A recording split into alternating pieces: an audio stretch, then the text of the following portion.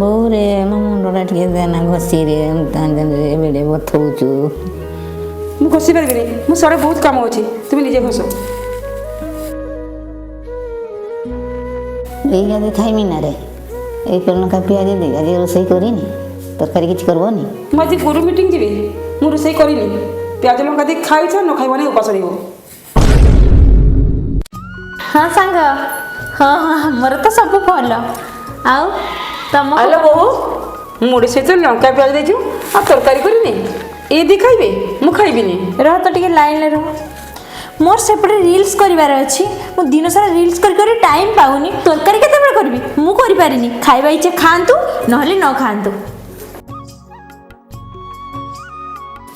ବୋହୁ ବୋହୁ, ଟିକେ ଆସିଲୁ, ମୋ ଗୋଡ଼ ବଥା କରୁଛି, ଟିକେ ଘଷି ଦେବୁ। କ'ଣ ହେଲା ମା? ମୋ ଗୋଡ଼ ଟିକେ ବଥା କରୁଛି, କି ପାଇଁ କିଏ ଯା, ଟିକେ ତେଲ ଦେଇକି ଟିକେ ଘଷି ଦେଲୁ। ତେଲ ଦେଇକି ମୁଁ ଆପଣଙ୍କ ଗୁଡ଼ ଘଷିବି? ଆପଣ ଜାଣିଛନ୍ତି କି ନାହିଁ ମୋର ତେଲ ପ୍ରତି ଏଲର୍ଜି। ମୁଁ ଆପଣଙ୍କ ଗୁଡ଼ ଘଷି ପାରିବିନି। ଯଦି ବଥା କରୁଛି ନିଜେ ତେଲ ଦେଇ ଘଷି ଦିଅନ୍ତୁ, ମୋର ଘଷିବାର ନାହିଁ।